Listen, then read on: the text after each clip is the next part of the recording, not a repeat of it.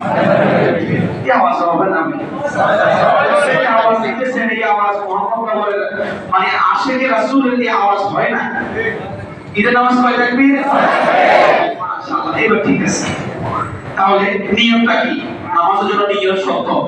আমরা যে বক্তাদের কায়দা নিয়ত পাইছি আসলে এগুলো নিয়ত না আপনি যে বাড়ি থেকে যে বাইরে এসেছেন নামাজটা কাঁধে নিয়ে আপনার নিয়ত হয়ে গিয়েছে আলহামদুলিল্লাহ যদি নিয়ত করতেই চান যে আমি ঈদুল ফিতরের ওয়াজিব নামাজ এই পিছনে 6 তাকবীরের সাথে আদায় করতেছি আল্লাহু আকবার বুঝে গিয়েছে কথা যখন ইমাম সাহেব আল্লাহু আকবার বলে নিয়ত করলেন নিয়ত করার পরে ইমাম সাহেব সানা পড়বেন কি পড়বেন